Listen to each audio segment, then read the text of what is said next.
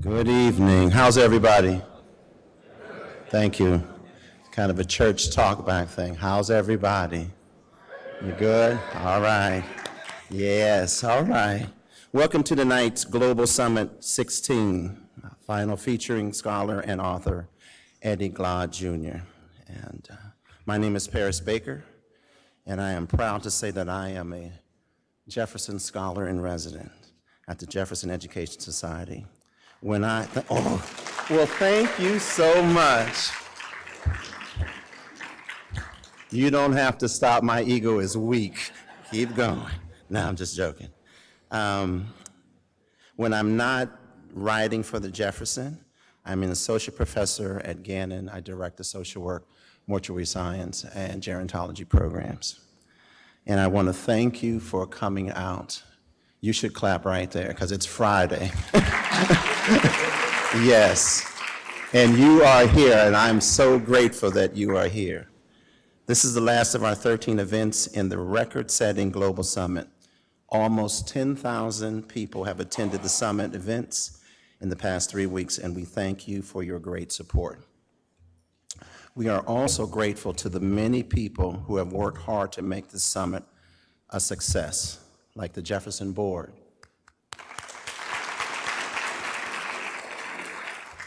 the Agora Society, the talented team of the Jefferson the members of the Jefferson Education Society, our president, Dr. Furkey, and the many sponsors and partners that we have, like LECOM, Erie Insurance, Gannon University, and others. We should all applaud them. Sponsorship is important. They have allowed us to keep the same modest ticket prices since our very first summit back in 2009. That includes free admission to all students at all levels to all of our events. Special thanks also goes out to tonight's ever loyal sponsor, Erie Insurance, and once again.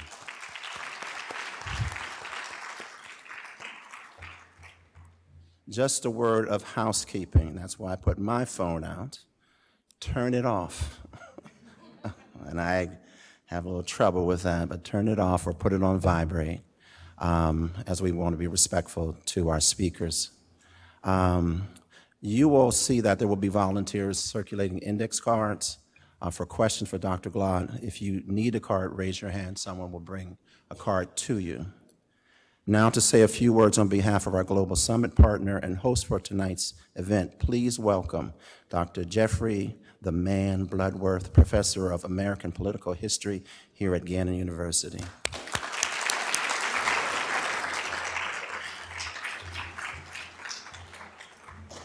All right, good evening. Thank you, Dr. Baker, who we accidentally color coordinated our jackets, the whole vibe, down to the sneakers. So good evening. I want to welcome everyone. My name is Jeff Bloodworth. I'm a professor of American Political History here at Gannon. On behalf of Gannon, I would like to welcome everyone to our campus for the 16th Annual Global Summit. We are grateful and very lucky to partner with JES and to help to support the summit. It's been an honor to invite students, faculty, and staff to engage with an exceptional lineup of speakers, and Mr. Eddie Glaude is going to be our cleanup hitter as our final speaker for what I believe I can say this is a record-setting attendance for Gannon faculty, staff, and students at the 16th annual. So thank you.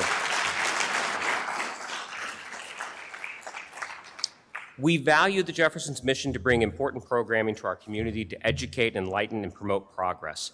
Tonight, we look forward to learning how we can look forward towards our strengths to develop as change-making leaders. And I know I saw some students in the audience, even a couple of my own. What we want to do is encourage you to reflect on how the lesson of tonight's program can be applied to your own unique journeys as emerging leader. So I'm going to be quiet. I'm going to welcome Ms. Aisha Noor, Vice President of Diversity, Equity, and Inclusion at Erie Insurance, to introduce tonight's speaker.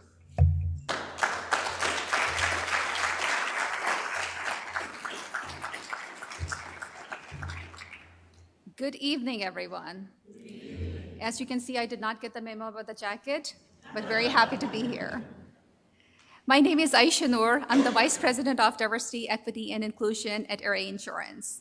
At Erie, we are committed to building healthier, stronger, and inclusive communities together, and grateful to work with the organizations with the shared vision, such as Jefferson and Gannon University.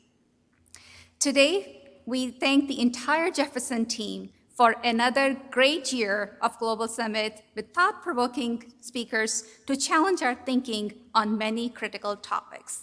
Let's give them a round of applause.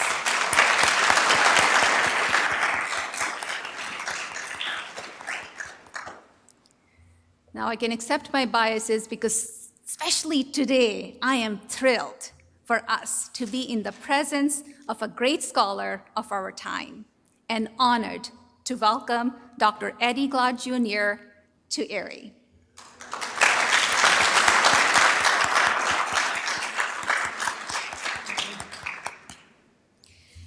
One of the nation's most prominent scholars, Dr. Eddie Glaude Jr. is an author, political commentator, and a passionate educator who examines the complex dynamics of the American experience, including religion, race, and the challenges to democracy.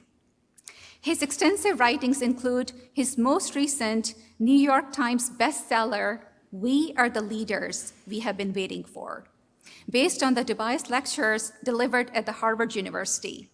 He shows resilience of Black Americans and pursue efforts to achieve a more just democracy. Dr. Glaude is the James S. McDonnell Distinguished University Professor and the former chairman of the Department of African American Studies at the Princeton University. He is also on the Morehouse College Board of Trustees. He holds a master's degree in African American Studies from Temple University and a PhD in religion from Princeton University. He frequently appears in the news media as a columnist for Time magazine and as an MSNBC contributor on programs like Morning Joe and Deadline Whitehouse with Nicolle Wallace. Some of you might have seen a clip that's going around. If you have not, check it out, it's there. And to guide tonight's conversation, Dr. Glaude will be joined on stage by Steve Scully, the Erie native and the perennial chairman of the Jefferson Global Summit. In his writing and speaking, Dr. Glaude upholds the traditions of James Baldwin and Ralph Waldo Emerson, confronting the history and bringing our nation's complexities, vulnerabilities, and hope to a full view. With that, let's give a very warm, Erie welcome to Dr. Eddie Glaude Jr.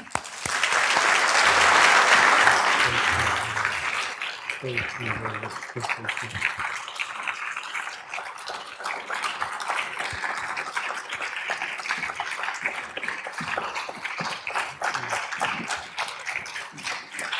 Wow. So welcome to Erie, your very first visit. Very first time. What do you think? I can't tell. But you're ready to come back. Yeah, that water looks really nice.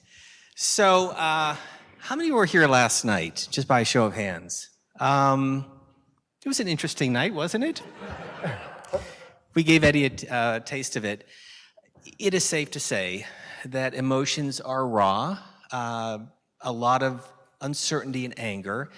And as I'm thinking about how to frame our conversation, I thought, let's bring James Baldwin into the conversation. So I pulled one quote that I think is apropos for this moment. Not everything that is faced can be changed, but nothing can be changed until it is faced. Yeah. So in terms of the politics of where we're at, our democracy, our country, and the concerns that some people may have here in the audience, your thoughts about James Baldwin, that quote, and where we're going? Well, first of all, it's just an honor and a delight to be here with you, to be a part of this extraordinary conversation, and to be in conversation with this giant. So I'm just delighted to be here. We're glad to have you here. Thank you. And I want to thank everybody who working behind the scenes, the folks who put the chairs down for us, the folks who are taping, the folks who are going to break it down. We got to lift up the invisible labor that makes our time together possible. Right? That quotation is really important because it marks and registers Baldwin's insistence that we grow up, that we confront who we actually are, that we leave behind the crutch of our illusions and look in the mirror and see what the mirror is saying about who we are. You know, he has another formulation where he says, the horror of America is that it changes all the time without ever changing at all. And so part of the task is a kind of acknowledgement of the contradictions that define the polity, and an ongoing refusal to acknowledge those contradictions because we're trying to protect a kind of innocence, right? Makes us monstrous. So, you know, it's like we're gonna save our marriage, Steve, but we're not gonna deal with the lie that's at the heart of the problem. And so Baldwin is suggesting that unless we face what's really at the heart of this, we can never really change. So part of it, let's be honest, race relations in this country. So I come to this as a white man with 12 brothers and sisters. 12 brothers and sisters? In a middle-class town, this town, Erie. I have never felt the sting of racism, but you have. Right. So help us explain the pain. You wrote in Time magazine a few years ago about the cruelty of racism and what we've lived through since the Civil War and the shame of slavery in this country. Explain that to us. We know it. You know, you might not have experienced it, but you know what it means to grow up in a society that values certain people because of the color of their skin and devalues others. You know it because you grow up in neighborhoods where spatially that valuation is experienced and evidenced. That's all you got to do is drive down certain streets, make a certain turn, and you're in one neighborhood as opposed to another. You know, I grew up not knowing about racism explicitly. I didn't grow up, but early on, but I knew something was wrong because when it rained hard in my hometown, our side of town flooded, but the other side didn't. The other side had paved sidewalks. We didn't. Their baseball diamonds were cut really nice and pristine. Ours wasn't.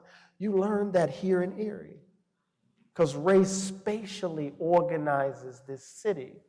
And we learn race by just moving about, right?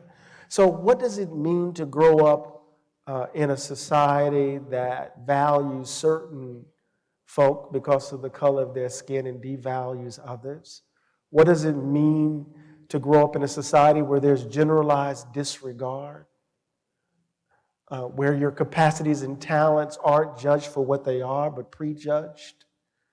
Where there's a deep suspicion of you just because of your body, or to hear the stories that I grew up with in my household, or the silences. You know, there's certain times I would talk with my grandmother, and you would ask certain questions, and you knew you had stepped into a space you shouldn't have, because the eyes went distant, and she went quiet. Or there are moments with my teacher, Albert Rabbitow, who wrote Slave Religion, was the dean of the field of African-American religious history. Grew up in Bay St. Louis, but he grew up in Bay St. Louis, Mississippi without his father because his father dared to confront a white shop owner about his disrespect of his wife, and that white shop owner blew her brains out, killed her, or killed him, rather. What does it mean to grow up in such a world and not be overwhelmed and overrun by hatred, but to be concerned with how do I get my children to the other side of this? Or to have a son, your son, fine, upstanding young man who happens to be in a upper income area, in a park, pulled over or asked questions simply because of the color of her skin. Yeah. I mean, he had a hard time that day. I had just What got happened? elected. My son was at Brown University. He was doing an assignment for his anthropology class, and he was in an expensive, white neighborhood, upper class neighborhood in Providence, Rhode Island. And police cruiser, drives by, hits a hard U-turn, drives up on the bank, gets out. Who are you and why are you here? I'm a student at Brown. I'm doing an assignment where the park closes at such and such a time. Well, sir, it's only such and such a time. I said the park, and as he does that, he leans in with his hand on his weapon. I said the park closes at such and such a time. Now, he calls me to tell me this story. I had just literally gotten a call telling me that I had won an election to become the president of the American Academy of Religion, the largest body of scholars of religion What an irony. in the world. And if my baby had had a bad day that day, if he didn't know how to negotiate and navigate that encounter, I could have lost him. Or when he came home one summer and he knew he was going to go to law school and he was working for this nonprofit in Trenton around criminal justice reform. And, he had on this tight H&M suit. I don't know how these kids wear those tight suits. Right? They were all snug and he was ready. He was getting in his little Honda Civic and he was driving down to the Capitol. And he came home and my son is 6'2", right? And he walks in the house and I can immediately see something's wrong. I said, what happened? Dad, I was trying to park and this cop just starts screaming on me. And he tells me to go park around the corner. I said, okay. And then as I was going to park there, another cop stops me and he starts screaming on me. And he just goes off and he's cussing me out, Dad. And as he's telling me this big 6'2" guy starts, tears are rolling down his eyes. And he says, so then he sends me down this other way and another cop stops me and he asks me, who's my PO? He asked me, who's my PO, Dad?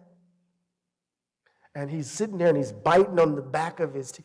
Now, Baldwin says in the uses of the blues, he doesn't know whatever the Negro problem is for that Negro parent raising that child in a world that will despise him or her, have to raise that child not to despise himself or herself, how to raise that child not to believe what the world says about them, right?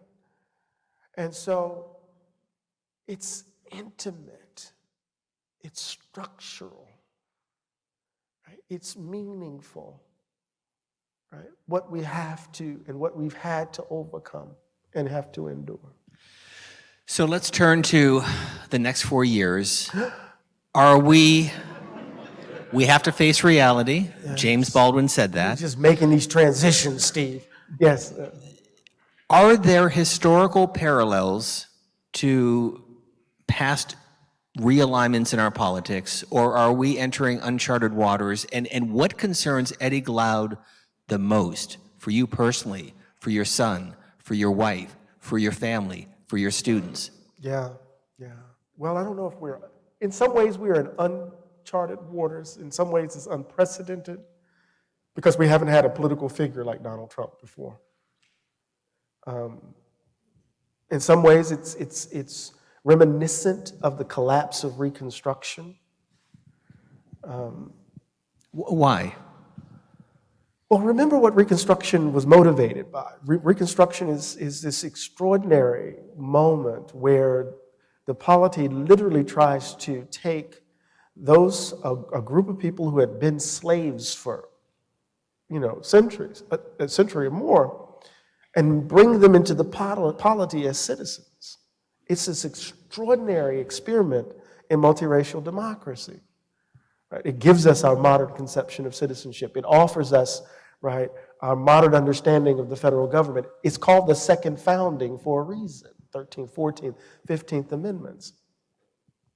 And then it collapses almost immediately. And collapse is not quite the right verb, right? It is killed, it is murdered. It is destroyed by forces that aim to reassert the dominance of white Southern life, of white America in so many ways. And the bodies, the death that comes in tow as a result. One South Carolina lawmaker, black lawmaker, estimates that close to 55,000 black people were killed between the end of, the beginning of radical Reconstruction and the end of radical Reconstruction. Well, 55,000. And he's not talking about spectacular lynchings, right? And so you imagine from the moment radical Reconstruction begins, we get the kind of backlash, Colfax and Colfax massacre in Louisiana in 1872, the Vicksburg massacres in 1874. Of course, you get 1876 with the Rutherford B. Hayes and the like. And then from there on, it's just cruelty and barbarity. And we don't get it undone until 1954. But again, the connection, Steve, is, so that's the kind of connection. It's this, what does it mean to turn? What does it mean when the fever dream spikes, to use Abraham Lincoln's language? There's a kind of violence that comes in tow with it. So it's unprecedented on the one hand, and the ghosts of the past are running rampant on the other, it seems to me. So I was going through with my 15-year-old daughter. She was studying the Civil War, and she said, "Oh, Dad, it was all about slavery." And I said, well, slavery was the issue, but it was really about the economy. It was an economic war between the North and the South. Is that a fair observation? Nope. No. Okay. I think when we think about the lost cause, one of the interesting things about the lost cause is that it aims to retell the story of the Civil War, right? And in some ways, it's to tell the story about the majesty of the South as a kind of conquered region, the crookedness of northern carpetbaggers, the incompetence of former black slaves who are thrust into leadership roles and how they're being used by these other forces. There are some who argue that there were these economic realities, the tariffs and the like.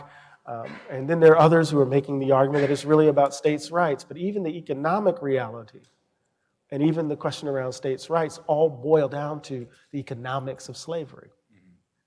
So it's really that issue. And W.B. Du Bois writes a wonderful text in 1935 entitled Black Reconstruction, where he makes the case, right, as he challenges the Dunning School coming out of Columbia and others who have been telling this story around the lost cause, that really what's at the heart of this is what do we do with this institution of slavery as industrialization is changing the nature of market capitalism, and you have a region that's committed to this form of exploitation, right? How do we break the back of it and the ways in which the economy transforms? But at the heart of it is this idea that America must be a white republic, right?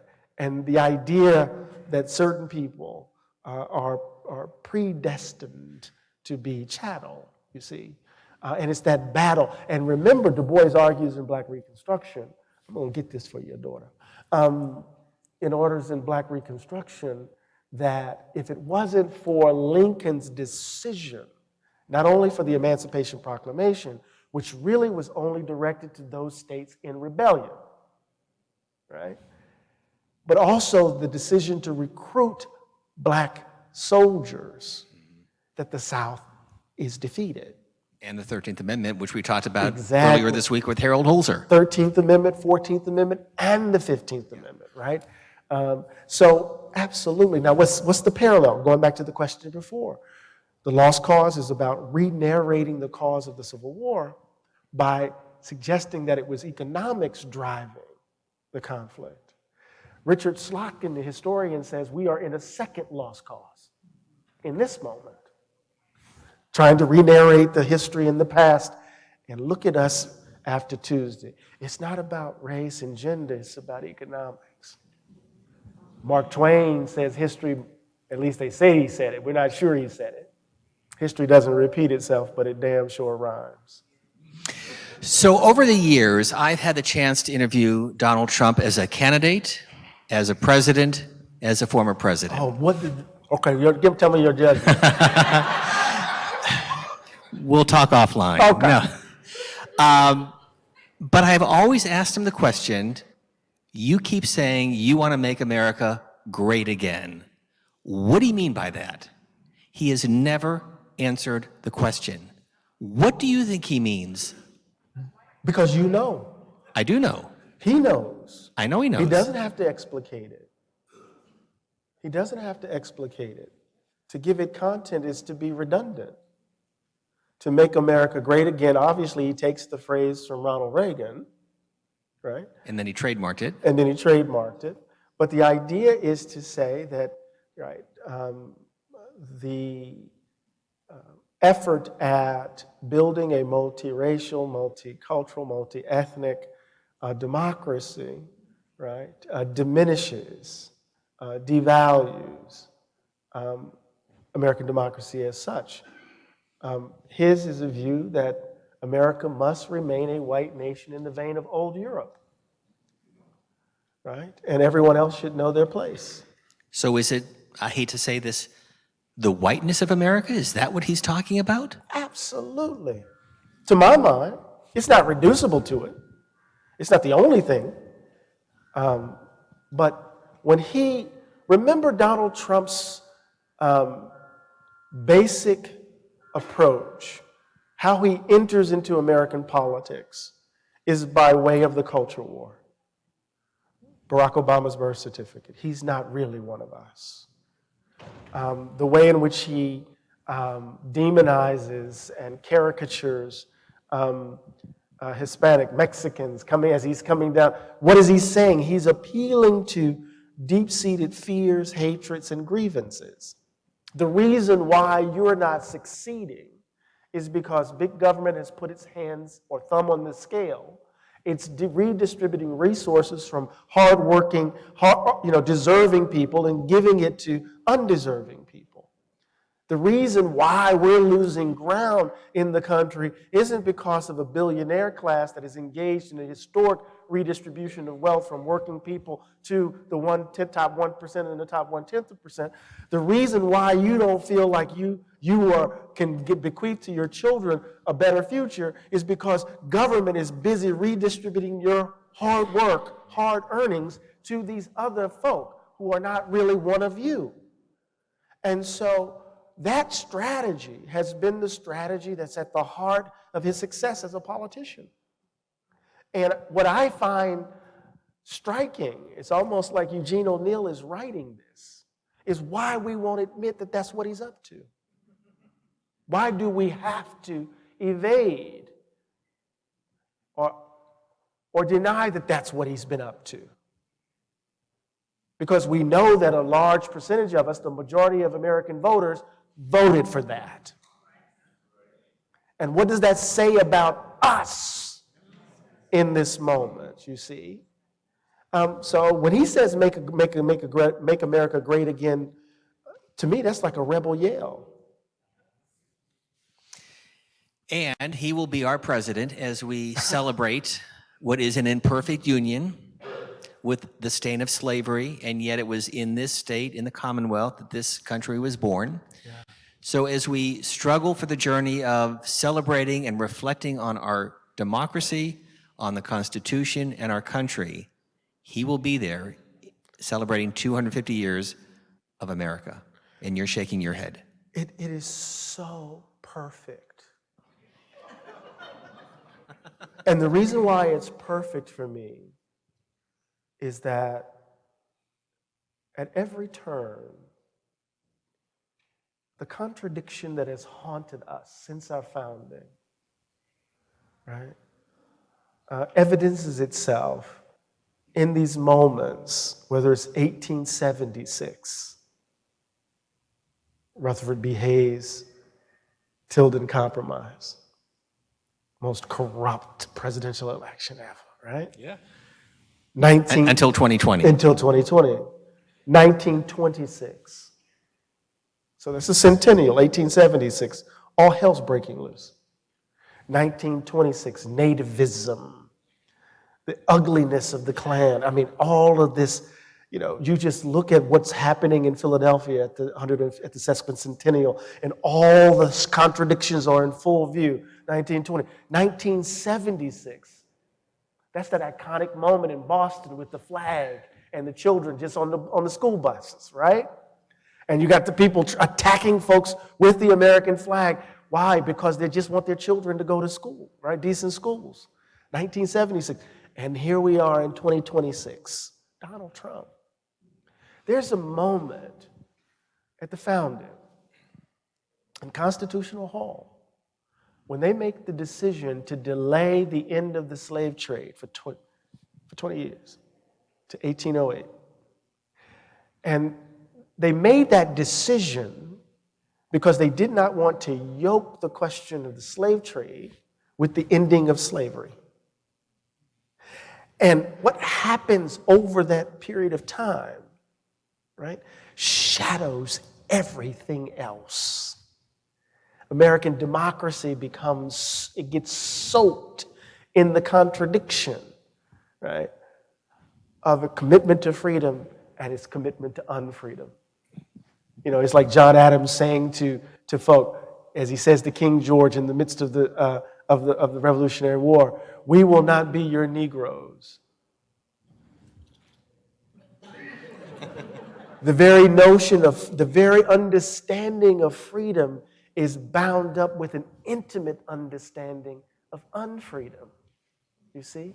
And so these things are linked. And because of that initial moment, the compromises, Dean Edwin Cherminsky, the dean of Berkeley Law School, has written an extraordinary book that didn't get much attention because he's calling in some ways for a new constitution. He says, we can no longer live under a constitution that was formulated for an agrarian slaveholding society full of compromises. And we're constantly navigating those compromises. Now, we don't need to have a constitutional convention, but he's right. Those ghosts still haunt. And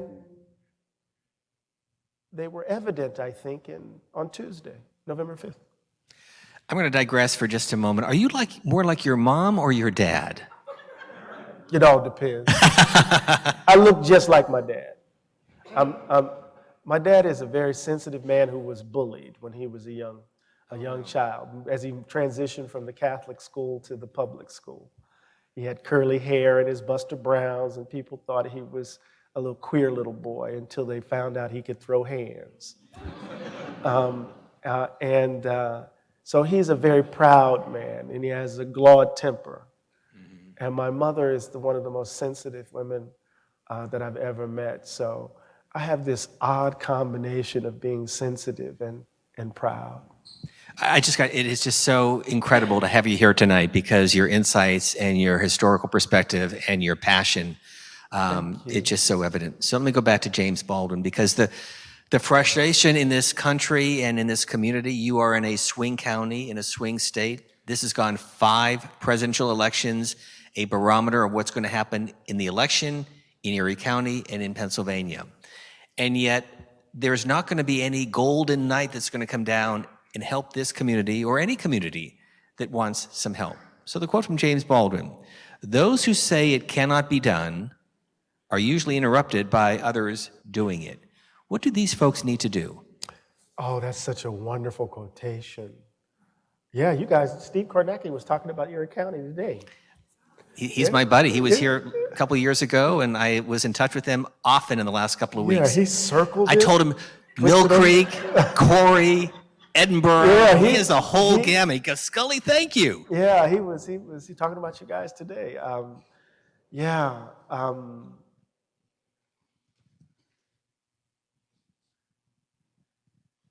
We're not going to change this society from the top down.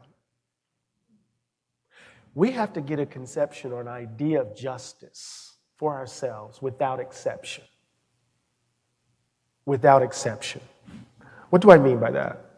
Americans have a long history of giving voice to a commitment to justice, but it carries exceptions in tow.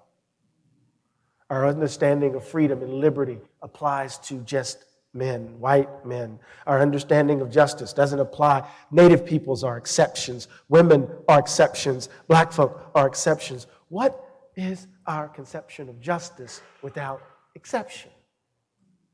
What does it mean to live in safe communities without exception? It doesn't mean you have to be in a certain zip code. What does it mean that if you work 40 hours a week, you should be able to earn a living wage, to be able to put food on your table and keep a roof over your head? That should be without exception. If you believe in the rule of law, it's not just a rule of law for you. If you don't think cops should treat your children in an illegal fashion, why are you okay when they treat other people's children in that way? Right? Is it okay that every time we come across a moment when a police-involved death, I'm using their language, when a police officer ends up killing somebody, that it's at the tail end of a series of encounters of disrespect? It's at the tail end. I was on the grand jury just once, just a real quick moment. I was on a grand jury once in Trenton, and I was just sitting there, and I just kept seeing all of these drug cases with all these young men. And I said, do y'all ever police Princeton on a Thursday or a Friday? Because if you did, I would see a different group of folk. Is it the case that only black people can't drive?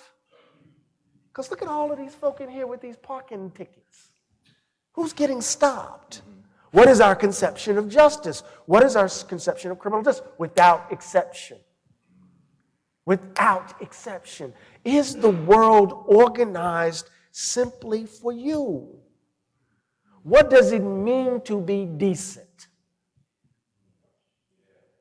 What does it mean to be decent? It seems to me decency is bound up with, right, not only a sense of what I want for my neighbor, I want for me, this sort of thing, right? It says if it's decent that people should be treated with respect and regarded with dignity. If it's not, if we have a bunch of policies that accord people decency, dignity, and standing, and we want to call that decency, what does it mean not to be committed to that? It means you're committed to indecency, right? So part of what I think we need to understand is to get clear on our conception of justice, and then to get about building a world that reflects it. And we have to do that close to the ground. Let me say this really quickly. People knew who killed Emmett Till. You know how they knew who killed Emmett Till? Because they drank beer with him. They played checkers with him. They loved them. You know what happens around your tables. You know what you hear from the people you love. You can hear the rage. I'm not blind. I'm not voting for no black woman.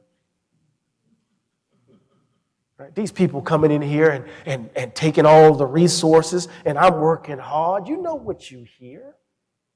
And our worlds are so segregated that hatred takes root in intimate spaces. It's the intimacy of our hatred that we can't get at because we're so segregated. I'm going to leave this space. It's so beautifully integrated, and you're going to leave this space. And where are you going to go? What worlds are you going to go into? Right? I know my world, and I'm at the top of my game, is hyper-segregated. So part of what we have to do is to figure out how to build a life together that breaks down all of the assumptions that lead us to indecent behavior, right? And that's going to require us working together and risking ourselves together, right? But some people want us instead to get in place, to shut up and be grateful that we're here, right? And then I'll say this, and I'll give the mic back to you. That's fine. Whenever we think of this thing as a zero-sum game, they got us believing that there's only so much pie to go around because they're stealing all the damn pie and leaving us to fight over the crumbs. Sounds like class warfare, doesn't it? But they got us believing that there's only so much to go around. because they're hoarding so much of it. And people are working hard. I've seen folk work all their lives and retire and only live for 2 years after they retire. Because they've been busting their asses just to take care of their kids every single day. Y'all know this in Erie, right? They got us believing that there's only so much pie to go around, so we're willing to scapegoat anybody who gets in the way of our being able to take care of the people we love. But damn it, we can bake a bigger damn pie. There's more pie to go around, right? If we believe it. And we're going to have to do that from the ground up, right? From the ground up. We can reimagine how we live together if we're willing to risk ourselves, it seems to me. But sometimes we just fall back into the comfort of the way the world's organized. I want to come back to Kamala Harris in just a moment, but Sure. You mentioned, and again, when I've been to prisons visiting as part of a religious program, they're predominantly black men. A couple of years ago, a real pivot point as a white police officer pulls over a black man in Minneapolis, just going to a convenience store. I can't breathe. I can't breathe. It was recorded, Right. which made it such a seminal moment. Right. Why was that such a touchstone? Because police officers have been killing black men for years, but this one obviously was different. Why? First of all, we want to thank the courage of that young baby girl who taped it and came forward with the tape. I think it was because we were all locked down. COVID had overrun death itself. You know, it's like a plague. And many of us were burying people we loved. And we're all sitting in our homes or our apartments, pondering what was happening in the world, and we all saw it. And we saw an outpouring. I remember I was on Nicolle Wallace, and they were doing an interview with this young woman in Minneapolis, and she was out there, and she didn't have a mask on. And I said, could someone get that baby a mask? And, you know, as she was being interviewed, because people were risking death as they were trying to protest that moment. There was a kind of vulnerability, I think. Has it changed us for the better? No, we're not okay. When you have 1 million plus people die, like they've died, all these anniversaries that are happening, empty chairs in kitchens and in living rooms, and then people just act like it hasn't happened. When you have all this, when you have that kind of mass death, I think that's why our politics are so, our politics is so crazed and manic. Because where I'm from, when people don't die right, they don't stay in the ground. They haunt, right? And so it feels like our dead's riding us, right? That I'm not okay. I lost 2 close partners to COVID. One told me if he got it, he was going to be dead. He was prophetic. Another who had a very strong will, but COVID compromised his body, and his body couldn't match his will. So I'm not okay. I know we're not okay as a country. And, you know, when people aren't okay, they fall back on the familiar. And so I think the kind of vitriol, the anger, the rage is bound up with blocked grief. But what I hear you saying is we cannot retreat. We've got to get engaged. We've got to be involved. We've got to step up to the plate. Nobody else is going to do it if we don't do it in the areas that are most important to us, in our communities, in our churches, in our country. Is that correct? Absolutely. It's all in our hands, as Toni Morrison says. We can't wait. Nobody's coming on from on high to save us. It's us. Some people are waiting for the apocalypse. Right? I'm not. It's us. And it's going to require I used an analogy with the folks at Erie Insurance earlier, coming from Tony Dungy. You use that to plate. I'm going to use a football analogy. I'm a Pittsburgh Steelers fan, too. I don't know if I got Eagles fans in here. I don't care. No.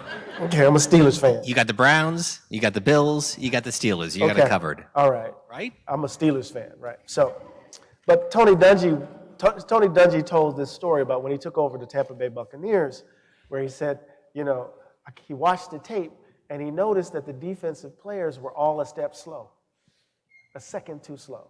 And he realized that they were engaged in a kind of read and react defense. They wanted to see what the offense would do, and then they would react to the defense. And it made them a step slow. So instead of reading and reacting, he gave everybody assignments. Hit your gaps. Hit your gaps. This is what I want you to do, Derek Brooks. This is what I want you to do, Warren Sapp. This is what I want you to do, John Lynch. All of whom are Hall of Famers. This is what I want you to do. And suddenly they became one of the most, one of the deadliest defenses in the NFL. So I don't want us to read and react. I don't want to read and react to Ed Bloom when it comes to higher education. I want us to get off our heels and on our toes. I want us to work for the world that we want, right? And we can do that right here in Erie. Right here in Erie. What are the values that we think ought to animate our community? Right?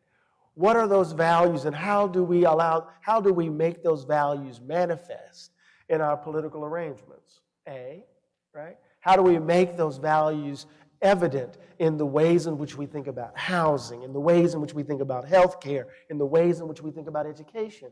How do we do that in a way that doesn't hoard all of that for just simply one community, but for the community broadly understood? We do that on the ground. They can be acting a fool in D.C., but you have control over this space. Right? And you can actually do the work right here if we're deliberate and not on our heels, but on our toes. Does that make sense? So we are a democracy. Whether you voted for Donald Trump or Kamala Harris, it is your right, and I respect whoever you voted for. And now we live with Donald Trump. But I hope I have this right. I want to just go through. These are just the facts. Yeah. We have just elected a man who has been convicted on 34 felon counts, facing 3 other criminal charges, including the documents case, found guilty in a civil court in raping a woman, multiple claims of sexual assault, guilty of saying he would grab a woman by the pee and kiss them, blah, blah, blah, inspired the biggest attack on the U.S. Capitol since the British of 1814, called Kamala Harris mentally impaired, using multiple 4-letter words to describe her, and says he wants to bring the country together. What's wrong with that? Did I miss anything? Those are just the facts. I'm not making an editorial statement. I'm just putting it out there. No, you didn't miss anything. We could actually probably find some other things if we thought harder about it. Like the Central Park Five. Like the Central Park Five, or just put the Madison Square Garden rally on there. Just not the particulars, just the entire rally. Puerto Rico is a beautiful island, by the way. It's a gorgeous island. But you remember Tucker Carlson, during that rally, came out and said, we have been given permission to say BS to this nonsense. We're not going to be replaced. Right? He said it explicitly. Right? He said it explicitly. So what's wrong with this? We can tell ourselves the lie that what's really motivating this is economic, or that it's inflation, or it's that it's wokeism and the like. We can tell ourselves the lie that those were the reasons, because we want to be able to look ourselves in the mirror and say we're decent. But we know what's really going on. Those things are true. Inflation is real. My mother told me the other day, I'm not buying no damn eggs that cost that much. She was clear. She was clear. It's better, high cholesterol. She was very clear. So we can tell the truth about the economic realities that are facing everyday ordinary folk. But it doesn't follow from that you would vote for that. There has to be something else. And the something else is that Donald Trump has given us permission to hate, to scapegoat, to blame others for our hardship. So what do you tell the Donald Trump voter, the supporter of Donald Trump? What would you tell him or her? Buckle up.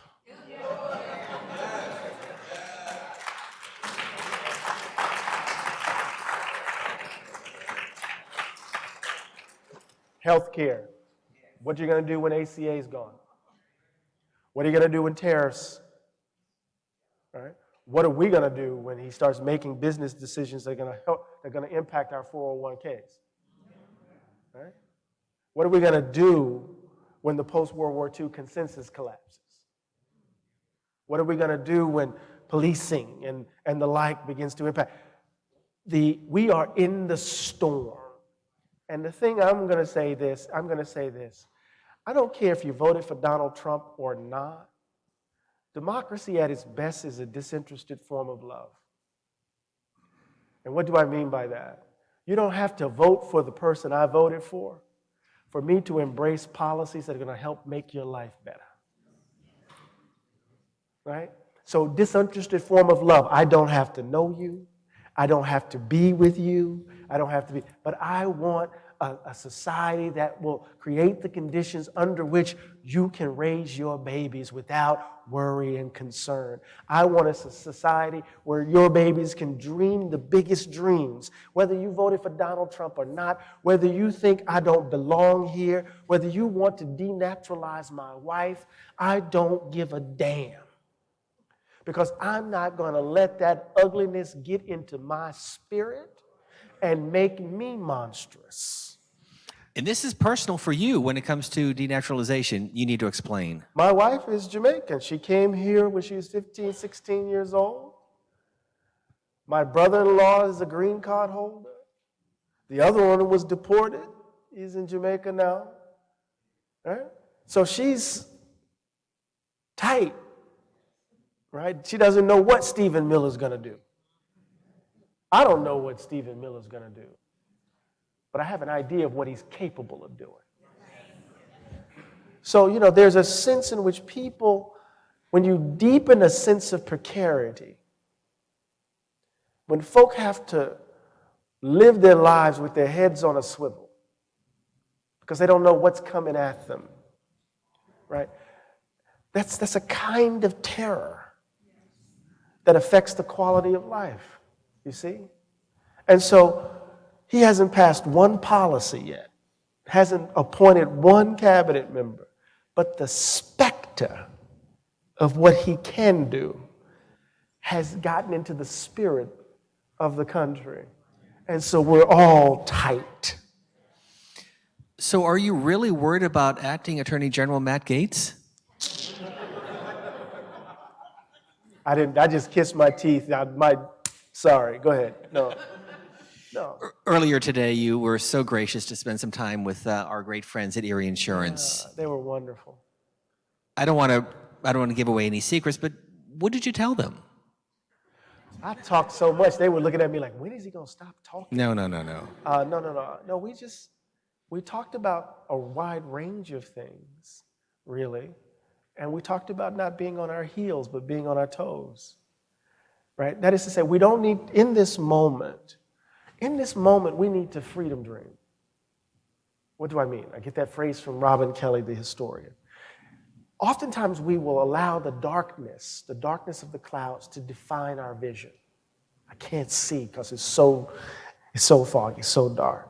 Now, in this moment, we need to freedom dream. What is our idea of a just and decent world? We need to be imagining it and fighting for it. Not trying to defend what we have, but to fight for what we want.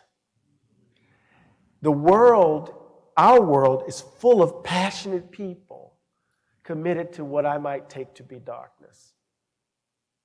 I shouldn't bias it in such a way, Steve. I feel the spirit of James Baldwin in this room. You are passionate about him. He would have been 100 years old this year. Truly one of the most astute, prolific, thoughtful, engaging writers in American history. Yeah. What would he think about where we are today as a nation? Baldwin wrote over 7,000 pages of stuff, and so I don't want to anticipate what he says. I know as a Baldwin reader what I've learned from him. So I don't want to say this is what Baldwin would have said. I think that's hubris. What I've learned from him, though, the nation has to finally grow up. Finally grow up. We got to finally grow up. Our immaturity has come home to roost, and we've elected a petulant child. We've elected a petulant child, and we've threatened everything. I keep asking myself, what have these people done? You had advised Kamala Harris, and Yeah.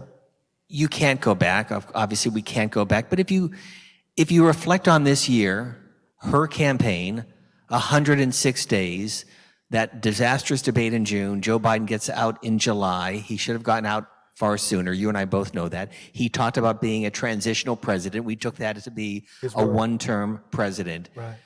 But if you could go back in time, what do you think should have happened, could have happened, that might have resulted in a different outcome? Well, I think she should have left the Obama strategy behind, right? And what do I mean by that? Right, to kind of stand in kind of empty slogan and instead offer a robust economic vision for the country. In 2020, President Biden, I think, won because he actually banked left. And I don't mean this in terms of the traditional spectrum of the politics. I mean, he actually did not sound like third-way Democrats. He didn't sound like he was just simply pushing a form of Clintonism.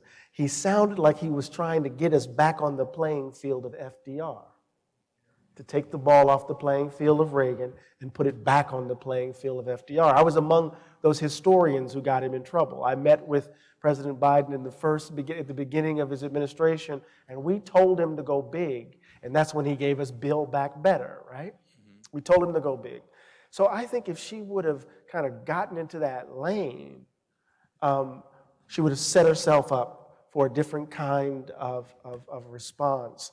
Instead, that political class, the Jim Messinas and the David Plouffes and those people, had her believing that the way in which you win is by tinkering at the margins. She would have to pull some of these Republicans and undecideds to herself. And so she was busy having meetings with Liz Cheney, and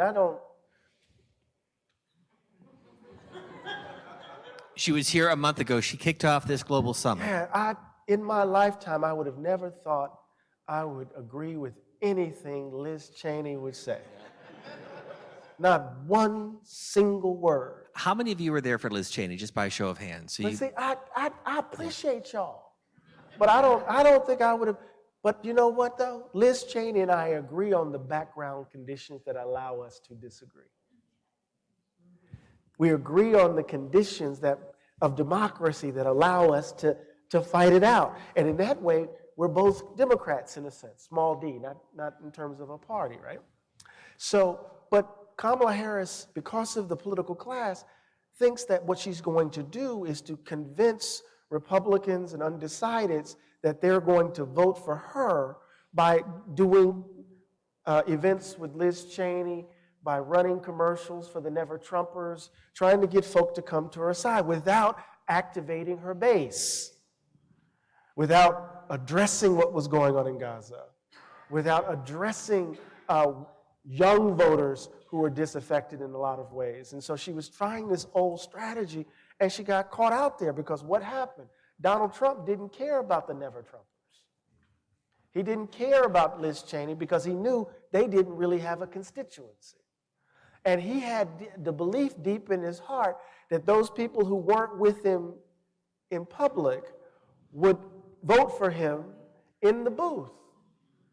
I said explicitly to Kamala Harris's team that you're not going to win unless a larger percentage of white women vote for you.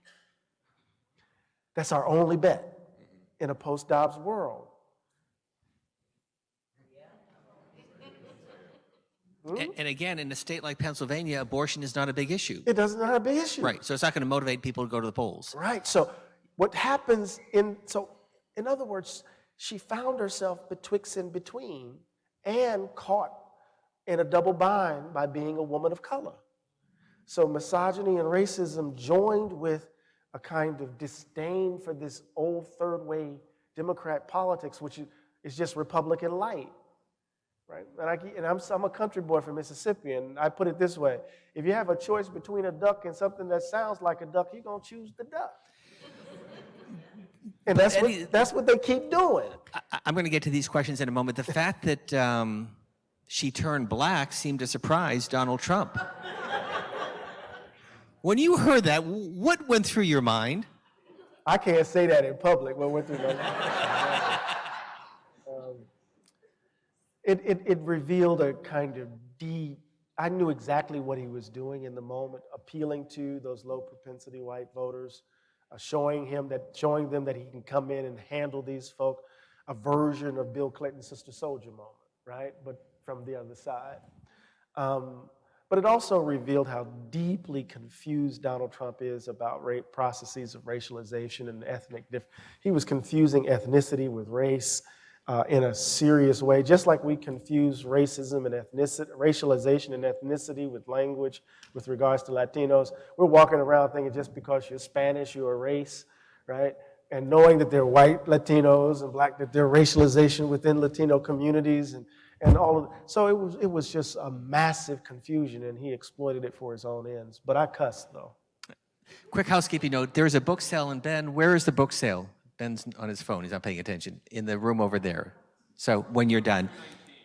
Christmas is less than 2 months away. Thanksgiving is less than 2 weeks away. So you've written 9 books? 9 books. And there are many of them over there. Some of the questions, and this is a twofer. Sure. What is something practical that we can do to excise the ghosts of our society, and can we heal the divide, or is it too late in this country? It's not too late. It's never too late as long as we're breathing. What can we do concretely? I don't live in Erie. I don't know. Where's the ghost in this town? How do we address it explicitly? You know, I hate when people helicopter into local communities and act like they know what's going on. I don't know what's going on. I think, what is your commitment to education in this city? What does it look like, right? What neighborhoods are under-resourced in this city, and why? Ask yourselves the hard questions, the hard moral question. And then the answer to that hard moral question will orient you politically, right? And it goes beyond, symbolic gestures. We don't, Baldwin and Emerson hated sentimentality. We don't want crocodile tears. We don't want wet eyes, right? What does it mean to fundamentally get on the road to build a community that is just? And that's going to require assessing, honestly, Erie. And I don't know that. Next question, you spent some time earlier with Erie Insurance. Republicans have made DEI, calling it part of the woke agenda, despite not really understanding the purpose, the sense that we're giving things away to minorities. How should that issue be addressed, DEI? Well, we have to understand what we're doing. Sometimes DEI, there's some excesses to the DEI space that gets on your damn nerves, right? And oftentimes it's because it comes from a place where diversity is a value to be managed, diversity is a problem to be managed, as opposed to a value to cherish. What do we do with all these people who are now in this school? We got black people and women and brown people in the school. How are we going to manage that problem? How are we going to manage diversity as a problem, as opposed to understanding it as a value, so that when we engage in a 360 assessment of whether or not we're meeting vision and mission, diversity is a key component of that assessment, you see? So part of what we have to do is to use this as an opportunity to put DEI, right, on the right footing. So to engage in a 360 assessment of our offices. What have we done? To understand the values that animate our work and to figure out how to translate those values in languages that that other people with different political views can understand, right? But we also must understand that wokeness is a particular description of a particular misdescription of a particular ideological orientation. I remember Ralph Waldo Emerson and Henry David Thoreau saying that sleepwalking was a bad thing, right? Sleepwalking, according to Thoreau, is a bad thing. So I guess we should be woke, right? We should be awake, right? But it's hard to get at that when folk are using these caricatures, right, in order to gin up hatred and fear. So this is a young minority student here at Gannon, and says, I'm worried, I'm afraid, I'm scared. What should I do? I'm worried, I'm afraid, I'm scared about the future. Lord have mercy.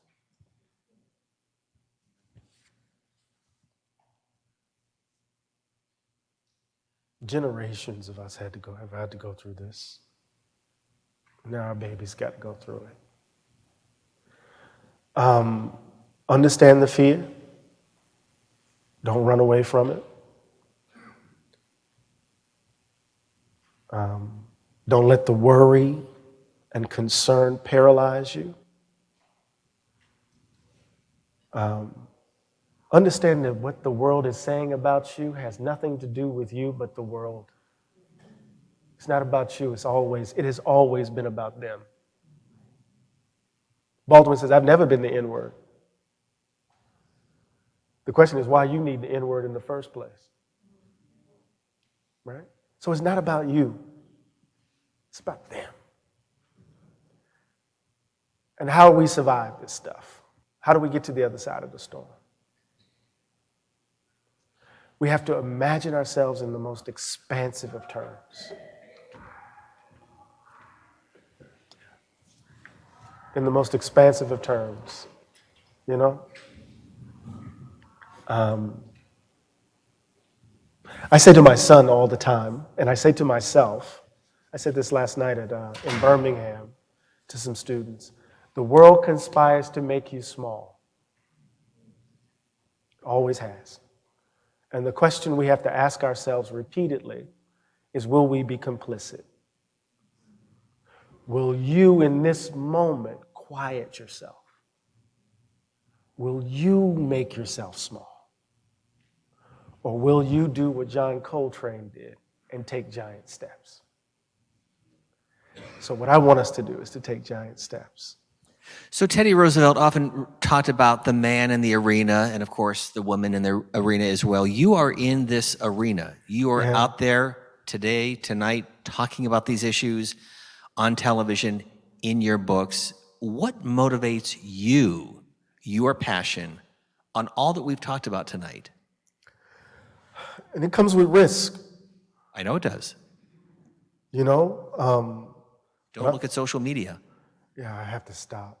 But you know, it's the social space, and so anyway, we'll talk about that off some other time. But what motivates me?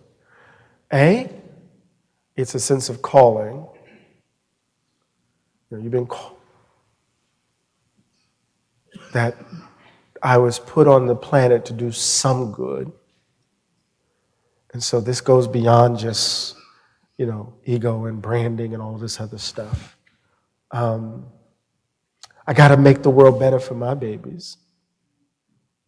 And I'm not just talking about my biological babies, right? So the idea, Baldwin has this wonderful line, right? That it's a kind of piety that is backward-looking and forward-looking. How do I live into the tradition that made me possible? And how do I make that tradition manifest to make the world for my children better? And that gives, you know, purpose to my life and meaning to my life. You know?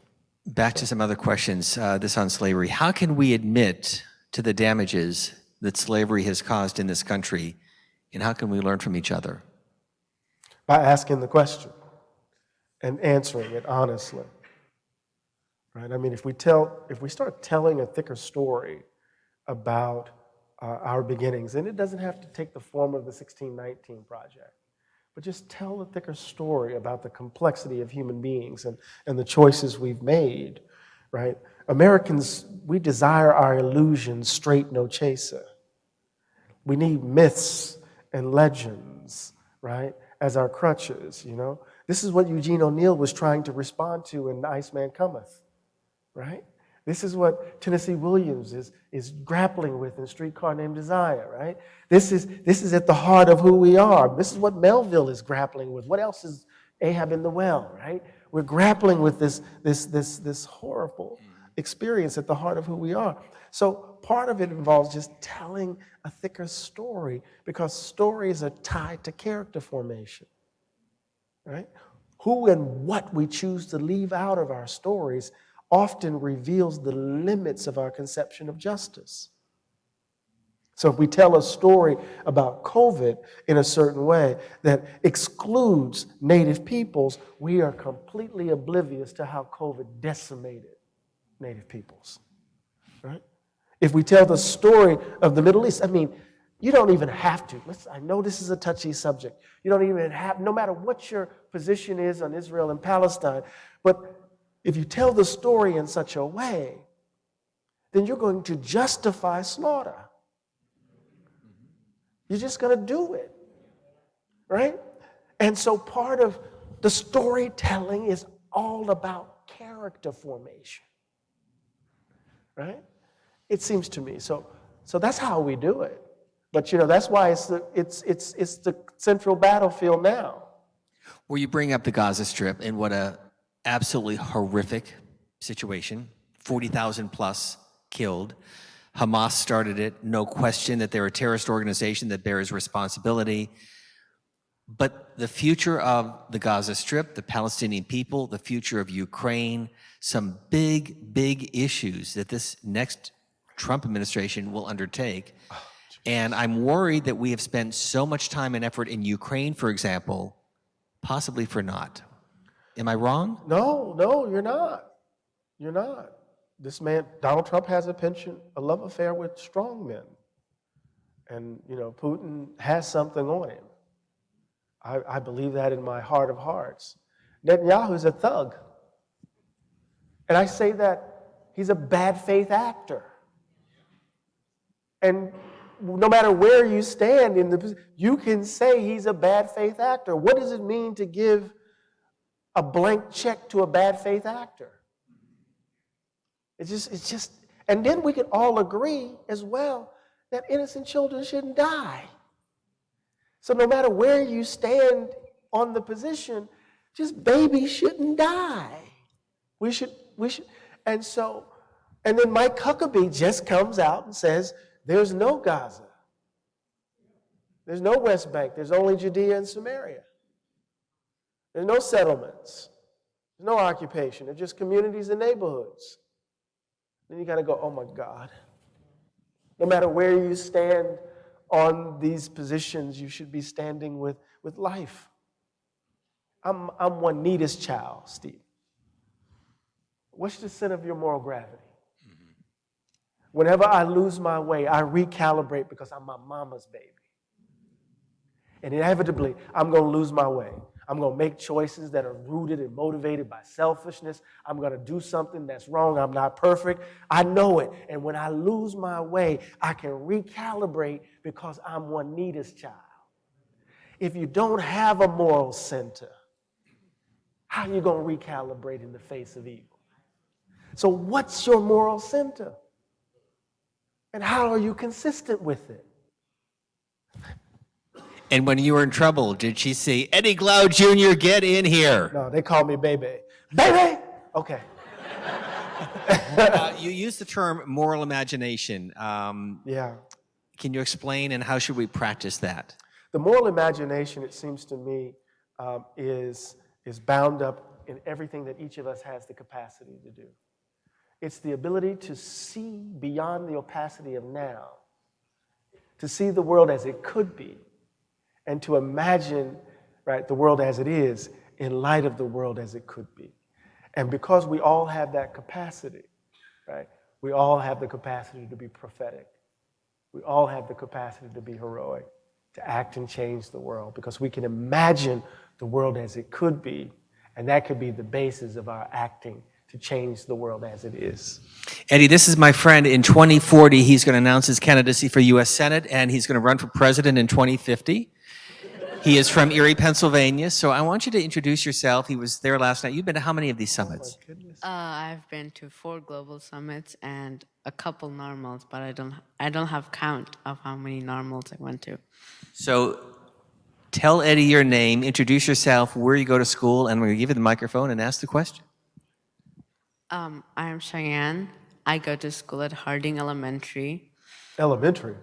Okay. He's young. I'm in the 5th grade. And my question was, Donald Trump says he's going to change a lot about race stuff in the Constitution. He's going to change birthright citizenship. He's going to change women's rights.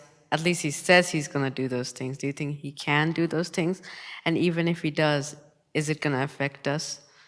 So I'm out of a job. Thank you very much.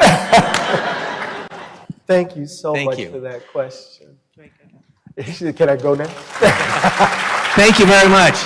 Can you imagine? Could you have done that in 5th grade? Wow. Incredible. Keep an eye Wow. on that kid. Indeed, indeed. Yes, he says all those things. I expect him to attempt to do it. But it all depends on if we allow him to. You know, we can say no. I want all of you to go back. Here's your assignment. Go back and read Melville's short story, Bartleby the Scrivener. I prefer not to. Right? And so, yes, he's going to try all of those things. We have to imagine the world, Steve, that young women and girls are going to have to live in. In Mississippi, in Georgia, in Florida, in Arkansas, in Texas, in Alabama. Imagine the world that they're going to have to live in until we get this straight. The good news is there is an election in 2 years and in 4 years. Yeah. So you've given them an assignment. What are the marching orders for the country as we prepare for our birthday in 2 years, another midterm election, and really what some people say the realignment of our politics that we're seeing in this country, but maybe really also a realignment of our political soul?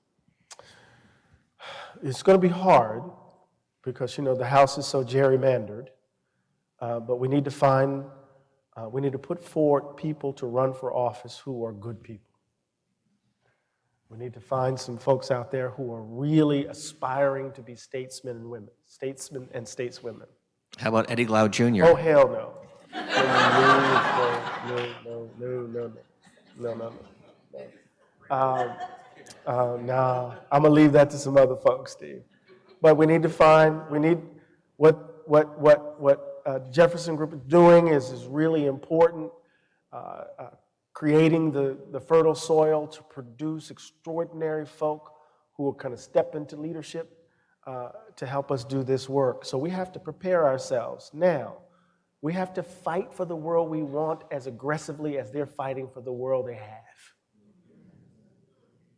You see that? And so we have to begin that work now, right? Right now. So, yeah. 2 years is going to be a battle. 4 years is going to be an even more difficult battle. We have to survive the storm and get to the other side. And the only way we're going to do that is we have to pull each other close. Pull each other close. Keep the faith. Step outside of our silos and keep the faith and understand our power. Because we the people is the most powerful phrase in democracy itself. So I have one final question, but I do want to ask everyone who has worked for the Jefferson, volunteers, interns, staff, if you could please stand, because this is the final summit. We want to thank all of you, Dr. Ferki-Ferrardi, and everyone. They are truly a small, I said this on my radio show today, a small but mighty team, but they do incredible work, and it is such a pleasure to see what they have done. You have no idea what a jewel this is for a mid-sized community to bring distinguished people like Eddie Glaude Jr. to this community to share his insights. And Eddie, we cannot thank you enough for giving up your time. My final question is, you're working on another book, so just spend a moment to talk about that. And then a reminder, he'll shake hands and sign the books. Great Christmas presents coming up in a couple of weeks, but your new book coming out in about a year and a half. It's entitled America, USA. Not the hyphen, but the comma, the separation. Looking at each of these anniversaries. When I started the book, I had no idea that Donald Trump would be the president at the 250th anniversary of the nation. What does it mean to kind of deal with this kind of it feels like an eternal return, where the contradiction that haunts the country keeps returning. And how do we break free? I begin with this story, just really quickly. I begin with this story of a man who was a slave during the Revolutionary period in North Carolina. He was manumitted by a Quaker who came to understand that slavery was evil. North Carolina passed a statute saying that you could not manumit your slave for such a reason. Slaves could only be manumitted if they fought in the Revolution. Irony, yes? If they fought in the Revolution. So this man who was freed was then captured and sold back into slavery. He was sold into slavery. He then, after 2 to 3 years, escaped. And he escaped to Philadelphia. And there he built a life for himself. He got married, attended St. Thomas Church, had children. But in the U.S. Constitution is the Fugitive Slave Clause. And his master in North Carolina never gave up on him. And so he was caught 10 years later and re-enslaved. I didn't find it, a historian found in the archives at Haverford a piece of paper, and on the back of it was written that this man committed suicide before he was returned to North Carolina. And for me, that story speaks volumes about the eternal return that is the country itself. And here we are in 2026, on our way, barreling towards 2026. And I have to answer a question from a student. I'm worried. I'm afraid of what is going to happen. On that note, I want to thank all of you for coming, for supporting the Jefferson and the Global Summit. A round of applause to you for coming tonight. Thank you. And so, Eddie, first time in Erie, Pennsylvania. I hope it will not be your last. You have a warm welcome invitation to come anytime. We'd love to have you. Are you supposed to use warm with Erie? And next time you come up, you're going to sit here and I'll sit over there and you do all the questions. Thank you all very much. Appreciate it.